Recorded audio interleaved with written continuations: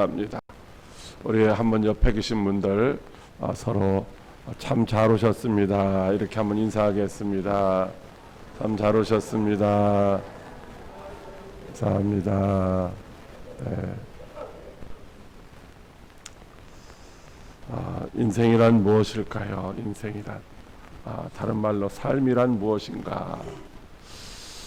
어떤 분이 삶이 도대체 뭘까? 그것을 잘 알 수가 없어서 산에 올라가서 돌을 닦다가 도대체 깨달을 수가 없어서 이제 다시 그냥 내려와서 집으로 가는데, 열차를 타고 가는데 그래도 채워지지 않는 궁금증, 삶이 도대체 뭘까? 그러고 가고 있는데 갑자기 어디서 이런 소리가 들려오더래요. 삶은 계란이요, 삶은 계란이요. 여러분 뭐 이해 가세요? 삶은 계란이라고 이렇게 얘기를 해주더라는 거예요. 여러분, 인생이 무엇일까요? 참으로 고달프고 힘들고 어려운 삶이 아니겠습니까? 근데 어떤 사람은 인생은 만남이다 이렇게 표현을 합니다. 좋은 부모님을 만난 사람은 이제 어떻게 돼요? 행복해질 수 있는, 성공할 수 있는 확률이 높겠죠. 좋은 배우자, 좋은 스승, 이렇게 만나는 사람들 어떻게 돼요? 성공할 수 있는 확률이 더 많아지는 거예요. 그래서 좋은 사람, 좋은 친구 만나려고 많이 노력들을 하는 것이죠. 이와 같이 인생이라고 하는 것은 누구를 만나느냐에 따라서 성공할 수도 있고 실패할 수도 있어요. 행복한 삶을 살아갈 수도 있고 불행한 삶을 살아갈 수도 있어요. 요즘 한참 그 뉴스를 달구던 어떤 여자가 행복을 꿈꾸며 재혼을 이렇게 생각했는데 완전히 사기를 당했잖아요. 좋은 만남이 아니었던 거예요.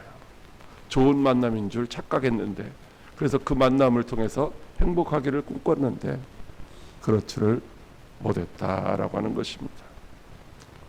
자, 오늘 본문 말씀을 통해서 한 사람을 이제 살펴보려고 합니다. 그는 바로 시몬 베드로였습니다. 그는 갈릴리 호숫가에서 자라서 거기서 고기 잡는 어부로서 고기를 잡으면서 생업에 종사하는 사람이었습니다. 그런데 어부인 베드로가 그날 고기를 잡으려고 밤새도록 노력을 했는데, 밤새도록 애를 썼는데 단 한 마리의 고기도 잡지를 못했던 것입니다. 헛땅만 치고 빈손으로 집에 돌아가려니까 더욱더 피곤함만 엄습해 왔습니다. 그런데 갑자기 이제 그물이 찢어질 정도로 많은 고기를 잡는 놀라운 반전이 일어났습니다. 어떻게 한 마리의 고기도 없었던 그의 배에 이제 가득한 고기가 실려질 수가 있었을까? 그건 바로 예수님을 만났기 때문인 것입니다. 베드로는 사실 절망의 상태에 놓여 있었습니다. 하루하루 고기 잡아다가 내다 팔아서 이제 그걸 가지고 생계를 유지하고 있었기 때문에, 그날도 고기를 잡아야, 그래서 그걸 가지고 가야 집에서 기다리던 가족들을 먹여 살릴 수가 있는데 허탕만 쳤으니 근심하지 아니할 수가 없는 거예요. 어쩌면 이렇게 우리의 인생이, 우리의 삶이라는 것이 늘 불안하고 두려움 가운데 염려하며 근심하며 살아가죠. 그런데도 손에 잡히는 것이 별로 없어요. 뭔가 우리의 미래가, 우리의 장래가 확실하게 보장되는 것 같지 않은 그런 두려움 가운데 살아갈 수밖에 없는 거죠. 그날 베드로는 그렇게 근심하면서 이제 찢어진 그물을 손질하고 있었어요. 그런데 그때 예수님이 베드로에게 찾아왔어요. 그리고 베드로의 그 빈 배에 올라타시고 배를 육지에서 조금 띄워달라고 하셨어요. 베드로는 이 예수님의 요청을 무시하지 않았어요. 피곤했어요. 밤새도록 고기를 잡았는데 잡지 못했어요. 그리고 이제는 맥없이 집으로 돌아가야 되는데 아니 왜 배를 또 육지에서 띄우라고 하는가? 불만하거나 원망한 것이 아니라 예수님이 말씀하실 때 그냥 그렇게 따랐어요. 거기서 말씀을 가르치시던 예수님께서는 잠시 후에 이제 말씀을 마치시고 베드로에게 깊은 데로 가서 그물을 내려 고기를 잡으라는 거예요. 베드로가 어떻게 했습니까? 베드로는 예수님의 말씀에 그대로 순종했다는 거예요. 사실 베드로가 예수님의 말씀에 순종하기가 쉽지 않은 상태였습니다. 왜냐하면 베드로는 전문적인 어부예요. 고기를 언제 잡아야 되는데 어디 가서 잡아야 되는지를 너무나도 잘 알고 있는 사람이었어요. 그런데 예수님은 고기 잡는 것과는 전혀 관계없는 목수 혹은 석수의 일을 하고 계셨던 분이죠. 그리고 너무 피곤해요. 이제 찢어지고 더럽혀진 그물을 깨끗이 씻어서 내일을 또다시 준비해야 되는데 허탕칠 게 뻔한 그물을 또다시 내리라고 하니 그것이 따르기가 힘든 일이었습니다. 여러분, 갈릴리호서는 바다라고 불리울 만큼 이제 넓기도 하지만은 그 깊이도 깊은 데는 43m라고 하는 아주 상당히 깊은 곳입니다. 근데 그물을 내려가지고 그 깊은 데에다가 그물을 내려가지고 고기를 잡으라고 하니 이해가 되지 않는 거죠. 이해할 수 없는 말이에요. 도무지 받아들일 수가 없는 말입니다. 그런데도 불구하고 베드로가 어떻게 했습니까? 선생님, 우리가 밤이 새도록 수고하였지만 잡은 것이 없습니다. 그러나 말씀에 의지하여 내가 그물을 내리리다 라고 그렇게 그물을 내렸던 거예요. 자기 생각으로 자기 경험으로 하는 것이 아니라 주님이 말씀하시니까 그 말씀 붙들고 그물을 내리겠다고 하고 순종했더니만 이제 잡힌 고기가 너무 많아서 그물이 찢어질 정도고 거기는 두 배에 가득 채우고도 남는 놀라운 역사를 경험한 줄 믿으시길 바랍니다. 실패의 자리에 있었던 그는 성공의 자리로 나아갔고 절망의 자리에 있었던 그가 이제 희망의 자리로 나아갈 수 있었던 것이죠. 베드로는 예수님을 만나기 전 바로 빈배의 주인이었습니다. 그의 인생이 빈배 인생이었다는 것이죠. 그러나 예수님을 만나고 예수님을 모시고 예수님의 말씀에 순종했더니 만선을 이루는 그런 축복의 주인공이 된 줄 믿으시길 바랍니다. 이 자리에 함께 하신 성도 여러분, 여러분들의 삶은 어떻습니까? 여러분의 삶도 아직까지 빈배와 같이 허전함과 허망함으로 채워져 있지는 않습니까? 내가 바라고 소망하며 원하던 일들은 성취되지 않고, 아니 성취될 그런 기믹조차 보이지 않는 그런 허망한 가운데 살아가고 있지는 않습니까? 열심히 수고하고 노력하고 애를 썼지만 채워지지 않는 빈배와 같은 그런 삶을 살고 있지는 않으신지. 남들보다 더 많이 얻으려고 몸부림쳐봤지만 여전히 가진 것이 없습니다. 살기 위하여 먹고 마셔보지만 결국 우리는 죽고 없어지는 빈배 인생이라는 것입니다. 그래서 빈배가 아닌 만선을 이루는 그런 행복한 삶을 살기 위해서는 이제 만남이 중요한데 그 만남은 예수님을 만나는 것인 줄 믿으시길 바랍니다. 우리가 어떻게 예수님을 만날 수 있습니까? 여러분, 베드로가 어떻게 예수님을 만나고 자신의 빈배가 가득 채워질 수가 있었습니까? 여러분, 아이러니하게도 지금 이 베드로는 빈배일 때에 예수님을 만났다는 거예요. 우리가 행복하고 우리가 성공하고 그때 예수님을 만나는 수도 있겠지만은, 우리가 실패하고 우리가 절망의 자리에 우리가 정말로 낙심할 수밖에 없는 그런 자리에 있을 때에 우리를 채우시는 주님을 만날 수 있는 줄 믿으시길 바랍니다. 만약에 베드로의 배에 고기가 가득했다면 예수님이 그 배에 올라가실 수도 없었을 거예요.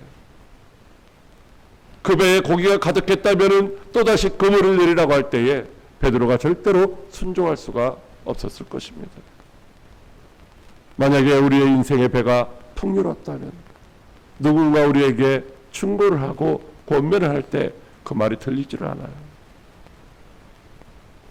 그러나 우리가 힘들고 어려울 때는 지푸라기라도 잡는 심정으로 누군가의 말에 귀를 기울일 수가 있는 것이죠.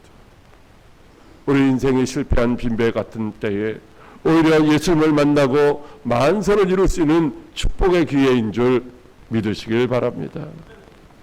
왜냐하면 하나님은 여전히 우리를 사랑하시기 때문입니다.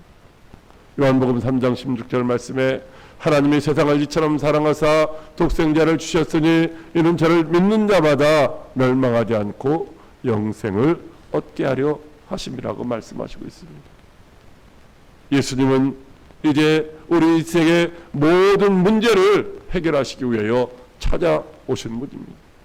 그러므로 예수님 만나는 것이 저와 여러분의 행복의 시작인 줄 믿으시길 바랍니다. 여러분, 우리가 정말로 예수님을 내 삶의 주인으로 이제 만나서 모시고 살아가면 어떤 일이 벌어질까요? 첫째로 마음의 평안을 얻는다고 하십니다. 마태복음 11장 28절 말씀입니다. 수고하고 무거운 짐진 자들아 다 내게로 오라. 내가 너희를 쉬게 하리라. 아멘. 예수님이 우리를 찾아오신 것은 우리를 힘들게 하고 우리를 어렵게 하기 위해서 찾아오신 것이 아니죠. 예수 믿으면은 시간도 쫓기고 물질도 내야 되고 힘들고 어렵다라고 그렇게 늘 말을 합니다. 그래서 예수님 못 믿는다고. 그러나 예수님이 우리에게 찾아오신 것은 우리가 짊어지고 끙끙거리며 이제 그 수고하는 무거운 짐을 주님이 대신 짊어지려고, 그리고 우리에게는 참된 안식과 평안을 주시려고 찾아오신 줄 믿으시길 바랍니다. 오늘 많은 사람들이, 어떤 사람들이 더 근심이 많을까요? 여러분, 가진 것이 전혀 없는 사람들은 근심거리도 별로 없어요. 뭔가 가지고 있는 사람들이 근심이 더 많아요. 뭔가 이루려고 하는 사람들이 더 염려가 많다라는 거죠. 그러나 가진 것이 많다고 해서, 소유한 것이 많다고 해서 행복을 주는 것이 아닌데, 많은 사람들은 그것을 가지고서 이제 애쓰며 살아가고 있습니다. 여러분, 권력이 혹은 명예가 혹은 물질이 우리에게 평안을 주는 것이 아니라는 것입니다. 오히려 많은 것을 가진 사람들이 더 불안해하고 더 염려하고 더 걱정하며 잠을 이루지 못하기도 합니다. 그러나 예수 안에 있는 자들은 참된 안식과 평안을 누리게 되는 줄 믿으시길 바랍니다. 요한복음 14장 27절 말씀입니다. 나의 평안을 너희에게 주노라. 내가 너희에게 주는 것은 세상이 주는 것과 같지 아니하니라. 너희는 마음에 근심하지도 말고 두려워하지도 말라. 아멘. 요한복음 16장 33절에도 이렇게 말씀합니다. 이것을 너희에게 이르는 것은 너희로 내 안에서 평안을 누리게 하려 함이라. 세상에서는 너희가 환난을 당하나 담대하라. 내가 세상을 이겼노라. 아멘. 여러분, 예수님이 주시는 평안만이 이제 진정한 평안인가요? 세상에서 주는 평안, 잠시 잠깐 있다가 없어지는 거예요. 환경이 바뀌면, 상황이 바뀌면 그 평안은 사라지게 됩니다. 주님이 주시는 평안만이 참된 평안이라는 거예요. 이 평안은 어디에 있어요? 예수 안에 있다라고 우리에게 말씀하시고 있어요. 예수님이 주시는 평안만이 세상을 이기고 환경을 이기고 죄악을 이기며 참된 안식을 누릴 수 있게 되는 것입니다. 그러므로 우리 모두 예수님 만나고 예수님을 내 삶의 주인으로 모시고 예수님 말씀에 순종하면서 예수님이 주시는 참된 평안과 쉼을 누릴 수 있는 축복의 주인공들이 다 되시기를 주님의 이름으로 축복합니다. 둘째로 좋은 일들이 일어난다고 하십니다. 요한일서 3장 8절입니다. 죄를 짓는 자는 마귀에게 속하나니 마귀는 처음부터 범죄함이라. 하나님의 아들이 나타나신 것은 마귀의 일을 멸하려 하심이라. 아멘. 사람들은 하는 일마다 잘 되기를 기대하면서 무슨 일이든지 시작을 합니다. 성공하기를 소망하면서 일들을 시작하지만 그러나 결과를 보면 어느 것 하나 자기 뜻대로 이루어지는 일들이 별로 없다는 사실을 알게 됩니다. 사업도 건강도 혹은 자녀의 문제도 이것이 잘 되면 이것이 안 되고 이것이 잘 되면 또 저것이 안 되고 뭐 이렇게 우리의 인생이 뒤죽박죽 엉망진창이 될 때가 있다는 거죠. 그때마다 사람들이 뭐라고 말하느냐면 이게 내 운명인가 봐. 아니면은 이것이 내 팔자인가 봐. 이렇게 생각하며 체념하는 사람들도 있습니다. 그러나 절대로 우리의 운명, 우리의 팔자가 그런 것이 아니라는 거예요. 그것은 바로 눈에 보이지 않는 마귀가 저와 여러분이 하려고 하는 일들을 방해하기 때문이라는 것입니다. 방해하는 사람들이 없어도 방해하는 존재가 없어도 우리가 일하기가 힘들은데 누군가가 방해하면 얼마나 그 일이 이제 하기가 힘들겠습니까? 결코 성공하기가 쉽지가 않은 것이죠. 이렇게 보이지 않는 마귀가 방해해서 우리가 힘들다라고 말을 하면 사람들은 그렇게 말을 합니다. 아니 마귀가 어디 있어? 마귀가 어디 있다고 그래? 보이지도 않는데. 여러분 정말로 보이지 않는 것은 없는 것일까요? 보이지 않지만 이 세상에 많은 것 존재하는 거죠. 뭐 이렇게 빛도 그렇고 전파도 그렇고 음파도 그렇고 여러분 우주 공간에 우리가 보이는 저 하늘 거기에 있는 별들 많이 있잖아요. 셀 수 없는 별들. 그런데 그것보다 더 큰 것이 뭐냐면 암흑물질이라는 거. 암흑물질. 엄청나게 큰 양의 암흑물질이 있는데 그게 우리 눈에 보이지를 않는 거죠. 1964년도에 모든 물질에 질량을 부여하고 사라지는 보이지 않는 물질이 있다라고 하는 가설을 피터 힉스라고 하는 교수가 이제 발표를 했습니다. 뭐 이것이 하나 존재하려면 바로 뭔가 보이지 않는 것이 여기에다가 이렇게 질량을 부여하기 때문에 이게 존재한다라는 거예요. 그런 가설이 발표되고 그것을 입증하기 위해서 연구를 거듭한 끝에 2012년 유럽 입자물리연구소에서 그것이 증명됐어요. 그리고 그 증명되었기 때문에 그 가설을 발표했었던 피터 힉스 교수가 2013년도에 노벨 물리학상을 받게 된 것입니다. 여러분 우리는 보이지 않는 세계를 믿음으로 바라본다고 이렇게 아주 오래전부터 믿고 있지만은 수천 년 전부터 하나님 말씀하셨지만 이제 과학이 그렇게 보이지 않는 것들도 존재한다라는 것을 증명하고 있다는 것입니다. 그러면 우리가 아무리 보이지 않아서 나 못 믿겠어라고 한다 할지라도 분명한 것은 하나님이 살아계시고 마귀도 존재하는 것입니다. 그렇다면 그렇게 우리 눈에 보이지 않는 마귀, 그 마귀가 도대체 하는 일이 무엇일까요? 그는 우리에게 죄를 짓게 하고 도둑질하고 죽이고 멸망시키는 것입니다. 우리를 도와주고 우리를 행복하게 하는 것이 아니라 우리를 불행의 실패의 구렁텅이에 이제 빠뜨리는 역할을 마귀가 한다는 것이죠. 그래서 저와 여러분들이 하는 일이 힘들고 뜻대로 되지 않고 실패하게 되는 거예요. 그러나 예수님은 어떻습니까? 우리에게 생명을 주시고 우리에게 평안을 주시고 우리에게 기쁨을 주시고 우리에게 참된 행복을 주시는 분인 줄 믿으시길 바랍니다. 그래서 예수님을 만나면 어떻게 됩니까? 빈배 인생이었던 베드로처럼 만성을 이루는 그런 축복의 주인공이 될 수 있는 줄 믿으시길 바랍니다. 예수님을 만나고 그분을 내 삶의 주인으로 믿음으로 모시고 살면 바로 저와 여러분은 모든 문제에서 자유로울 수가 있다는 거예요. 문제가 해결 안 됐어도 상황에 반전이 없어도 여전히 우리는 주님 안에서 행복할 수가 있는 거예요.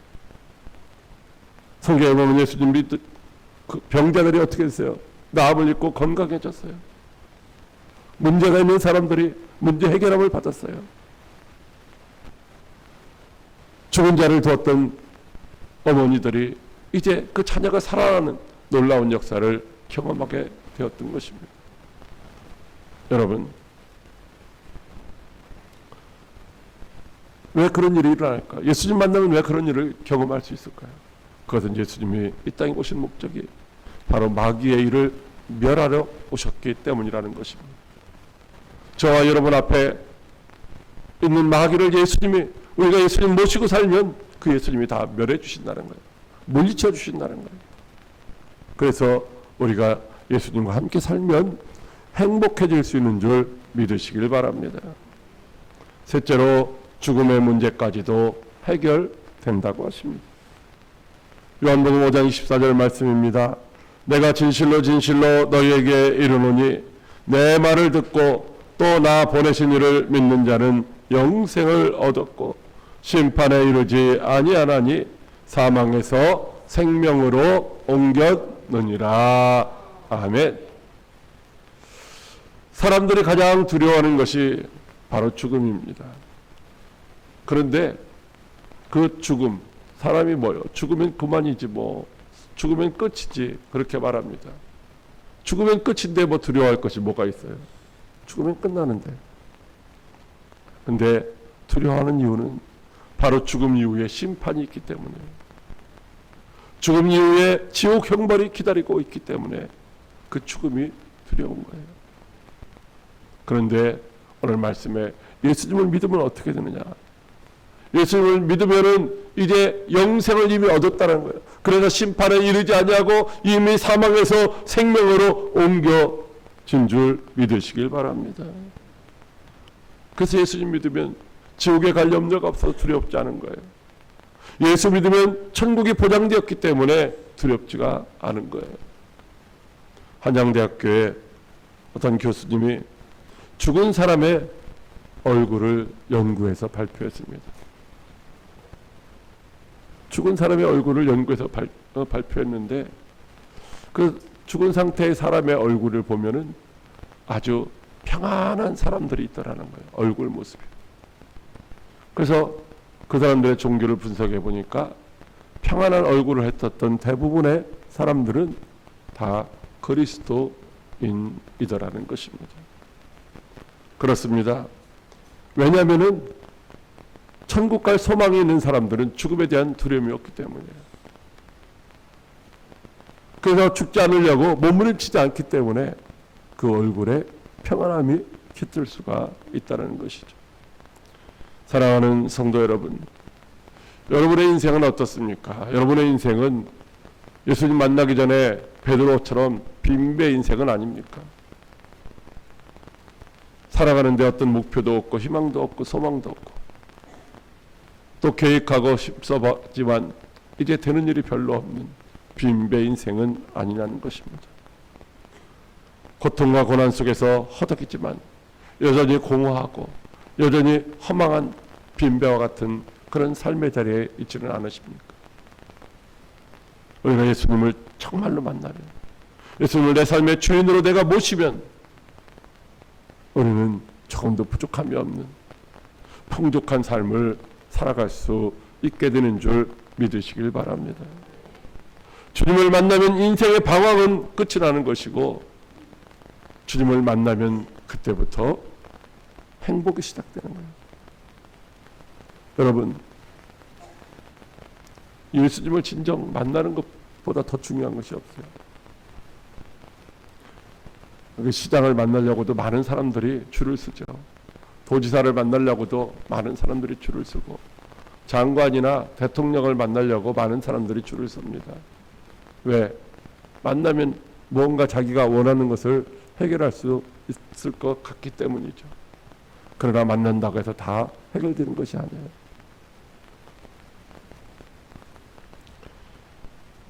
그리고 우리가 예수님을 만난다고 하는 것은 스쳐 지나가는 것은 소용없어요. 예수님 당시에 수많은 사람들이 예수님을 따랐어요. 예수님과 함께 하기도 했고 예수님을 찬양하며 호산나 다윗의 자손으로 오시는 이라고 환영하기도 했습니다. 근데 그런 만남 말고 인격적인 만남, 그분을 내 삶의 주인으로 모시는, 그래서 그분의 말씀을 내가 아무리 힘들고 어려워도 순종할 수 있는 믿음의 상태로 주님과 동행하는 삶을 살아갈 때에 진정한 행복이 시작되는 줄 믿으시길 바랍니다. 오늘은 여러분이 만난 예수님을 정말 주인으로 모시고 행복한 삶을 살아갈 수 있는 그런 기회인 것입니다. 예수님을 스쳐 지나가는 그런 삶이 아니라 오늘 여러분의 그 빈배에 예수님을 구주로 모시고 예수님을 삶의 주인으로 모시고 두려움과 절망과 괴로움이 없는 진정한 안식과 평안이 있는 행복한 삶을 살아가시는 여러분들이 다 되시기를 주님의 이름으로 축복합니다. 우리 십자가의 전달자 이 찬양 드리시고